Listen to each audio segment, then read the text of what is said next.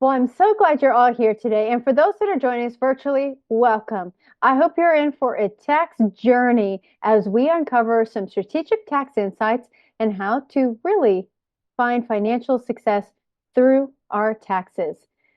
So I want to share this picture because we are in an age right now of automation, right? Everything's getting automated, automated marketing, automated cars, automated checkouts. And one thing I want us to keep in mind is much as automation is a great tool, sometimes we also get on automated mode. And I don't want your tax planning to become part of this journey. So I want you to put your glasses on as you get in your automated car and let's go and find some ways that we can open up doors of opportunity and maybe not miss opportunities because we have been doing things the same every year, year after year. So today's session is all about, well, what are the taxes and let's simplify it. What, right? Taxes can be so confusing and there's so many different types. We're going to kind of break it down. So hopefully today you're going to be able to walk out of this session and go, I understand a little bit more. And I know I have a lot of strategies that I can use. Now, how can I apply it to my situation? And what's the timeline that's the best for myself and my business? And exploring, so the goals I want you to do is really exploring your personal tax strategy. What are you doing? And if you're working with companies that you're working with them on consulting or coaching, maybe even think about their situation, their strategy, and could it be enhanced? And are they missing opportunities? Are you missing opportunities that might be readily available? Now, as we think about these, taxes simplified, I love sugar. And as a type 1 diabetic, it's probably not the best thing for me. But if you were to stand at the counter of the candy counter and say, well, you can only choose three, pick three, would you kind of be like, well, I'm going to miss out. I want to try more. I want to make sure I'm getting the right one and it's the right fit. Well, maybe it's the same in taxes, right? That you don't get yourself into a situation where you might have more or you could have been missing out, right? So let's simplify this.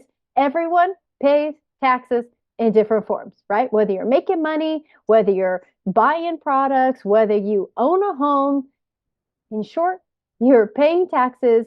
And this is all contributing to the communities that we live in to help make them run smoothly, to run better. It's all part of the process. And now it's how do we make it work for us, right? So there's different categories. And maybe as you think about the type of categories that taxes fall into, a few may come up, right? I mentioned a few already: income tax, sales tax, but there are others. And there's, as some will say, there's a lot, right? There are a lot of taxes. So here's some categories. And to keep this in mind as you're going through your strategy and how are you working through. So there's income tax, sales, capital gains. And I'm going to go through these each one individually because sometimes it's just good to get us all on the same page. And so we can powerfully move into the strategies and then we can look at what's possible. So income tax is required by all workers, regardless of employment status. Okay, how much depends on how much you're making. Sales tax, commonly used by states and local governments to raise revenue. Not all states have it, but most. Capital gains tax is imposed on your profits made from investments, either short-term or long-term. And payroll tax. It's a percentage of the employee's salary that goes to Medicare, Social Security, and unemployment. Property taxes, reoccurring tax by local government on the value of real estate or land paid by the owner. And that doesn't stop, right? That's reoccurring. Even if you paid off your home, you're still paying the taxes. Estate tax paid on the transfer of the property from the deceased to the heirs. And there is a changeover. So I did add this on this slide. If you want to look right below that box, it says that the current estate tax exemption for this year is 13.61 million, which is great because that's a lot that you can plan for. But in 2006, it's supposed to sunset and we're dropping down. So this could pose high taxes that your heirs are going to pay if you don't do planning now. And there's planning you can do, and let us know so we can get you connected. There's also travel tax. So if you're traveling domestically, internationally, how far you travel, there are different taxes. The airlines are charging it. You can look and see different types of taxes for travel, and even the sin tax, which is really luxury tax, which is you paying a little bit extra for those luxury items like cars, estimated over $100,000, jewelry, alcohol, and tobacco are examples. And there's one more tax that we didn't make a box for because only Michigan right now has it, and that's the VAT, value added tax. So when we're looking at these taxes as a whole, I want you to think of there's like three main categories that you can take action on based on your taxes. And you may know what they are, but I'm going to share them with you. The first one is you can pay it, right? Just pay the IRS what you owe and be done with it. You could spend it, right? If you have a business, you're trying to spend down as much as you can, or you can save it. There are different strategies around saving and how to put money back in your pocket for the long term. Now, one thing I want to just open up in the conversation here is we are giving strategies to help reduce your tax liability. However, you're going to be paying taxes at some level, way, shape, or form. If it's paying it by buying things for your business or saving it, there are tax credits. There are different things that can help eliminate a portion of that. But most of the strategies will fall into these three. Okay. Now, if we have any board game lovers out here, this is the game Catan. And the reason I'm showing this is because it's all about strategy, right? And I'm going to share with you a few strategies that you can use or look at for your business. But before we get started, I want to make sure we go through some disclaimers, right? Because this is a presentation. Everything that I'm sharing today is for informational purposes only. It should not be considered professional tax advice because each person's situation is unique and it can vary by location. And we strongly recommend that you work with a tax advisor to receive personalized advice tailored to your specific situation. And yes, we do work with clients on tax strategies, but this would be a meeting that we would have offline. These strategies, again, are for informational purposes only. So let's dive in. These are some common tax strategies that I'm going to share with you today. There's just a few, but I wanted to share with it because this session is all about strategy, right? What can I do to help my tax situation? Well, one of the things you can do is it's one of the easier opportunities, and this is in the spend it category, is expense acceleration. You can just buy or purchase things you need for your business now for the coming year. So you're purchasing this. Remember, this deadline is by the 31st. So December 31st. If you go ahead and buy something January 1st, that will be for the next tax year. You can use credit cards and loans to pay for some of that to help with cash flow. One thing I would suggest, though, is just to make sure that this is for the business and that you're not waiting till December. See if you can start to kind of spread this acceleration out if you can, if you know you're going to have a considerable amount of revenue that's beyond what you normally have, and you're looking to use the cash flow you have on hand to try to spend or accelerate everything down. Okay, great strategy, easy to use. Next one is income deferment. If you've heard of this one, is just having your clients wait until the next year to pay you. So if you know October, November, December, this is looking like a pretty high income year, you can have your clients pay you, or you can bill them in the new year. Now, this is not suggested, obviously, for those that are not potentially going to pay you. You may still want to take the income now and provide your service. But for any good payers that are willing to work this kind of structure with you, this would be a great opportunity to go ahead and push it to the next year. Now, you need to keep track of this, right? So if you're not monitoring this or you don't have a bookkeeper, make sure you are keeping up with who you're pushing to the next year, and then have all that get paid out in your January. And don't overextend yourself. This is another good reminder that if you're doing this and your cash flow is lean and you have anything come through December and you're waiting for January, this could be a little bit of a tough situation. So make sure you're planned ahead. This is an implementation that must be done before December 31st. So as soon as you cross over that new year, then you would have the income paid out. All right, the next one, which is kind of a fun one. This one is done every year. So this one would have to be implemented by December 31st for it to apply to the year that you want to take this strategy into practice, and that's child employment.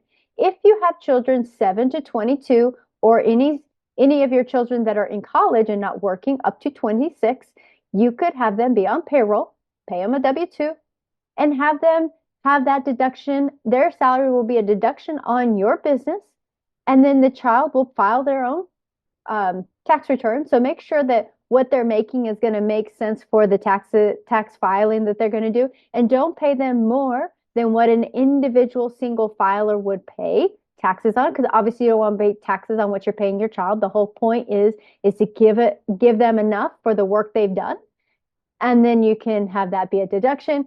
Keep in mind that children do need to clock in and clock out, and they do need to be working during that time. So you need to give them a task or roles that they're playing during that time and not work them too long or at odd hours that are not commonplace for a business, so you don't pose any risk of labor law rules. This is a high benefit. It does have a little bit of difficulty, right? If your children are in school, maybe they're working 1 hour a day after school, or maybe they're working 1 or 2 hours over the weekend, and they're working mostly in the summer with you. So you could see how to plan this out for your family and for your business so it is workable. Audit risk is a little bit higher than the other strategies we've seen so far, and the aggressive, it is a little bit more aggressive. So just keep that in mind. Section 179. Now, this is a great tool for those of you that have bigger purchases. So if you're doing expense acceleration, that's one thing. You're buying things for the year ahead. If you have large office machines or tools or equipment, or even a vehicle or computer software, something that's larger than the normal just yearly expenses, it may fall into 179. And that's a great way to go ahead and deduct that whole entire purchase for that year. Now, a few of the rules to keep in mind. Now, this has a great benefit. It's not so difficult, right? It doesn't have too much of an audit risk. And the aggressive rating is, moderate, because you have to follow the rules of the section 179. And this must be done by the end of the year. So it has to be done in the year you want to take it. Now, there's those on the internet that share, I've expensed my Lamborghini as section 179 and took it as a deduction. Well, unfortunately, if they looked at the rules of 6,000 pounds or more for a vehicle, it actually doesn't qualify, right? Lamborghinis, if you look it up, the heaviest one that I saw was about 5,500 pounds. So it needs to be over 6,000. So most large SUVs would fall into that category. But just remember that this section 179 can change each year. So if you think that you know the amount and you go off and purchase some large tools and all this stuff, and then it's not that amount, then you may want to rethink this opportunity and make sure and you're working with a professional on how to do it the appropriate way. And sometimes for your business, it just may be more beneficial to take the deduction over several years through depreciation, right? If you're expecting higher profits in the future, it may benefit to actually, go ahead and depreciate it out. But hopefully that one is helpful. The next one is the Augusta rule, which is it came from the masters, right? Those that would rent out their homes to this incredible golf tournament and enjoy a few days on the greens. Well, they would get paid for renting their homes and not have to show it as income. Pretty cool strategy, right? Well, it has to be 14 days or less, and your home needs to be rented to another entity for business purposes, such as meetings or events. And since the income is excluded from taxes, there's no need to report it, which is great. But it has to be 14 days or less. If you cross over that 14 days, it now becomes a rental property and everything changes for your setup. And you have to have documentation. It needs to be tracked. You need to do the homework of having a fair market rental rate. And this is really an incredible opportunity if you live in a neighborhood with a business professional that and you rent each other's homes. So you're following the rules. You're able to do the strategy. You're able to save some money and expense everything that you're spending. Just keep in mind there's other rules that play into this, right? Like if you rent the home, but only the bottom living room and kitchen is to be used, everything else in the bathroom, everything else is not to be touched, then this may not apply. So you have to keep in the rules of what this strategy allows. This has a small benefit. It's not a big one. Has a difficulty rating, it's a little higher because of all the upkeep and you have to track it. audit risk is much higher, and the aggressive rating is a bit more, and you must do this in the taxable year. So you can't do this in the next year. That would apply to the next year. All right. We're going to move into a few, and these kind of stair step up, opportunities that you can use money for deductions from your taxable income that go towards your future for your retirement, right? Contributions can be tax deductible, which lower your income. Now, these investments in a traditional IRA are tax deferred. So you don't pay taxes on earnings until you withdraw the money after 59 and a half. And anyone that with earned income can contribute. However, there are limitations, right? With everything, there are limitations of how much you can put into a traditional IRA. And so you have to make sure each year you know what that limitation is. And withdrawals on retirement tax is ordinary income. So if you're looking at a planning for tax situations upon retirement, then this would come into play. And you have to start taking required minimum distributions at 73. There are some strategies if you plan ahead for traditional IRAs. And we could definitely discuss offline about that. Withdrawals before 59 and a half are subject to a 10% penalty plus income taxes, and some exceptions do apply. This is a high benefit. You can't put much in, so it's not like going to be extraordinary amounts of money, and you still are using your money, your taxable income, and putting it into another tool. This is a save it, right? Out of the three, this is a save it. It's easy to set up. It's got a low audit risk. You have to obviously contribute just the amount that you can, and a low aggressive rating. This needs to be done by April 15th of the next calendar year. Okay. 401k. So this one's great. If you want to put a little bit more money away versus your traditional IRA, you can move up to a 401k. You get a little bit more putting away for the future. And this is employer sponsored, so it accounts, employees can contribute, and you as an employer can contribute. And if you're 50 or over, you can make an additional catch-up contribution. And if you're going to put more than $10,000 in a retirement account, this could be a much better option. Again, it depends on your liability and which tool is the right one. And you may have a vesting schedule for employees, which also makes it nice if you have a high turnover business and you want to offer a benefit and you want to be able to take the deduction. Overall, has a high benefit. It's low difficult, audit risk is low, and aggressive is low. It must be implemented by October 1st of the tax year, and then any contributions by December 31st. All right, a SEP. So the SEP is for any business size, which is great. So if you want to go from that 401k and take it up a little bit more, you can put more money away into a SEP, even if you're self-employed. Business owners can do this all the way through April 15th, plus extensions. It's easy to set up. You could even do it on your own through a brokerage company or work with a financial professional. There are different choices, very little paperwork, and all participants, and this is the con, all participants are 100% fully vested once a contribution is made. So if you have employees, they are in the plan and they are fully vested. If you do a different type of plan, you may have a vesting schedule. So keep this in mind on what your structure is and what your situation is, and definitely schedule a time or meet with your tax professional. Benefit, yeah, this is a good benefit, high benefit. It's easy to set up. There's low audit risk, and it's not so aggressive. And at April 15th of the following year, plus extensions, you can do this strategy. Okay. A defined benefit. So let's go up one more. If you're looking for more deductions than in the SEP, you may benefit by using this strategy, which is sometimes called a pension plan, cash balance plan, 412(e)(3).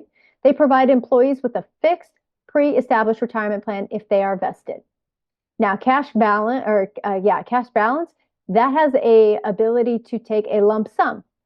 The defined benefit says I have a fixed pre-established amount that I'm getting based on my benefit. So higher contributions with higher deductions are available through these plans. It is asset protected, and the plan, because it's set up as a trust, and you have flexibility on minimums and maximums. The growth is very steady, and business owners that are looking at this, ideally 35 years and over, they have a tax liability of 50,000 or over is kind of the standard. And if you have employees, you have an ability to have a vesting schedule for this strategy. It has a high benefit. It's a little bit more difficult. It says it's easy, but there are some steps and there are different players that you would work with your CPA, you would work with a financial professional, and you work with a third-party administrator that oversees the plan and keeps it IRS compliant. They have actuaries in that third-party administrator, so the plan is compliant with the IRS, and that you know how much based on what you're making, like what you're paying yourself as a W-2, what you can contribute, how old you are, and how many years to retirement. The aggressive rating is pretty low, and you can set these up actually through the year into the next year plus extensions.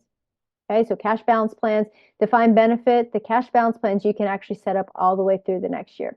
So I'm going to show you this really cool, and I want you just to look at, find your age, and then follow that age down. You're going to see if you made $345,000, well, what could you do? And this really, I love this document because it really gives you an understanding of, if I'm making a good amount of money, what can I do? No matter what this amount is that I'm making, if I am in this simple, I would only be able to do 16. That's it. If I made less than 16, it'd be less. 401k salary deferrals, 23. That's it. 23,000. That's all I could do if I was 45. SEP, 69,000 or 25% of what I made. So that might be even less. A 401k profit sharing, 69,000. These are all defined contributions. So I'm only able to put what the IRS tells me I can put based on the plan.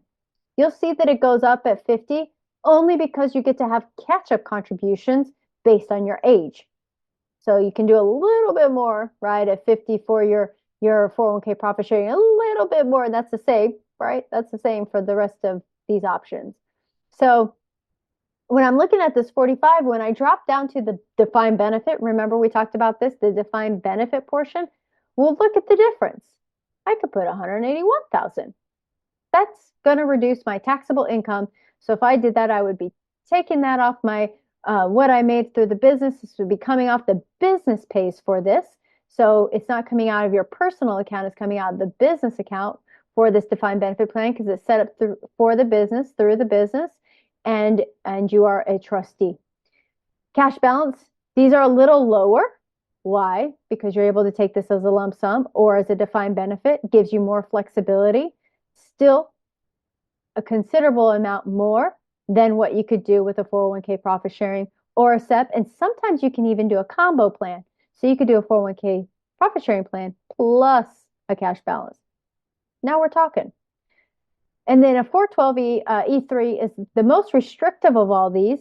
But if you're making good money, it could be a good fit depending on your situation. Now I want to cover, before we get to the next section, I want to cover just a few additional and advanced tax strategies because sometimes we hear about these, and I'm not going to go into detail, but I want you to at least hear them so you could, schedule time or meet with your tax preparer and say, I heard about this. Could I do it? Right? Cost segregation.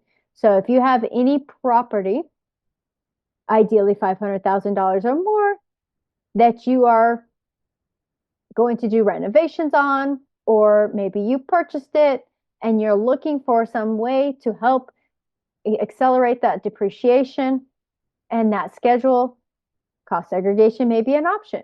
You could even plan ahead if you're doing a renovation and sitting down. Now you can go lower than that, but there's a specialist that we use for this that they do the whole study and they can talk you through all the details if it's a good fit or not.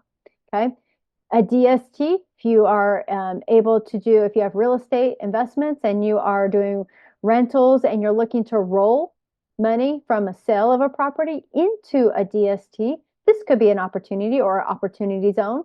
If you have a S Corp and you're looking to have a plan that you can use for your different aspects of what you're doing in your, like your rent or your utilities, and you want to pay a portion of that, what you're making from the business for that accountable plan, you can get that set up with your accountant. And this is another strategy that is available through that. Now it's in addition to that home office deduction, and it can be beneficial. Charitable remainder trust. GCLATs if you're looking to sell your business. Also, alternative investments if you're an accredited investor. There are some really there's some options in there potentially for you, making over $250,000 a year or over 1 million in assets. ADA credit. Everybody should be taking advantage of this. If you have an ADA symbol on your website, you're paying for ADA services. And if you update your website, you can include that if you integrate this in. So just look at this opportunity of the ADA tax credit. It's not a lot, but a little bit helps. Even ESOPs, there's what's called retirement tax minimization strategy. This is around that IRA genre and what you could do with that. Some really savvy, advanced strategy. Tax credits and incentives, there's a ton. Which ones apply? It depends on the situation. Also, I have the QSBS, selling the business, if you want to look at that option. HSA, some take advantage of the health savings account.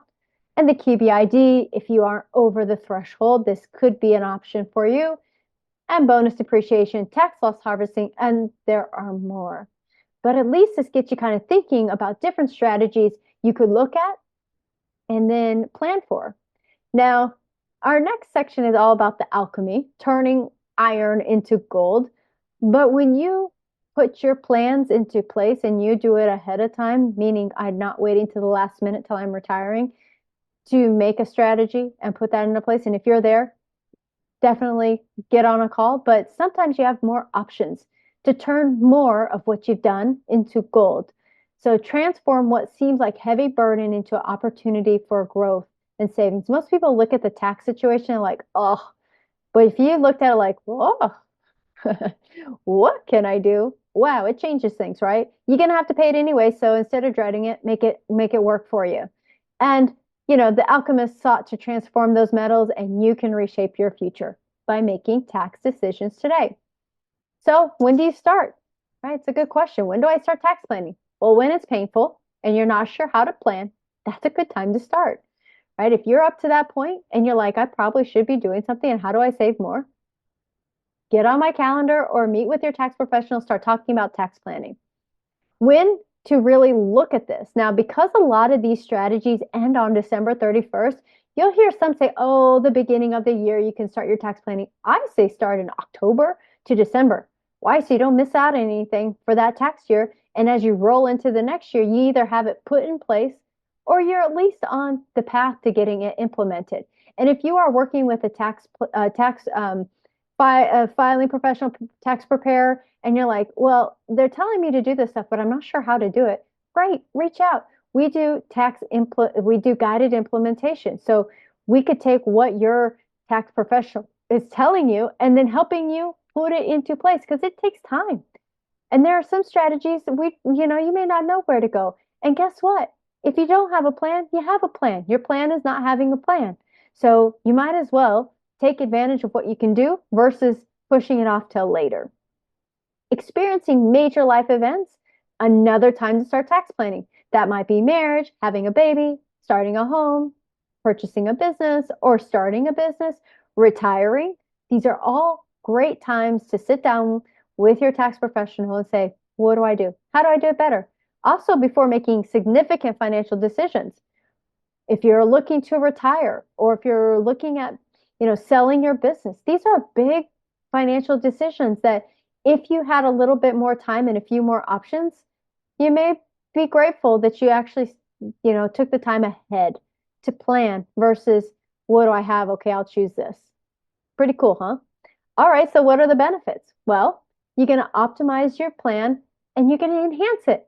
Every time, if you have a plan and you're able to put that plan into place, then you're just enhancing it every year. And you might avoid unexpected tax bills. That's awesome. And think about your estimated taxes, because I know there's a lot of business owners, including ourselves, we've done it too. You go through the year and you're like, I'm going to pay it next year. You pay the penalty, you pay your taxes. But it may be a good opportunity to spread that tax pain out, the tax opportunity out over the year and pay estimated taxes. So you're not coming up with a big tax bill and your cash flows maybe not going to be workable at that time. You've got some flexibility and you've planned ahead. You can also maximize your wealth building strategies, right? We talked about some retirement. those things are the save it bucket, and you're able to use that tax money to be able to help your wealth building. Pretty cool. So increase your number of options, right? That's another benefit. You just increase the number of options you have by knowing what you can do instead of saying, I wish I would have known. And hopefully we reduce a lot of stress. And we see taxes as a way to play and to make more money for ourselves and to use all the great things. Because if you're making more money, that's exciting. Now let's make more money from what you're making. Now, as you think about this tax situation in your tax roadmap, how you're going, well, do you want to go by yourself and try to navigate this thing all by yourself? Or do you want to have help? Would it be nice to have a guide? I always think of like, going on a hike or going to something. It's like, if I didn't take a guide, I'm like, man, I wish I would have had a guide. They would have told me about all the cool stuff. And how incredible it is sometimes to just go ahead and find somebody you can work with to help you get through everything. Because can you do it on your own?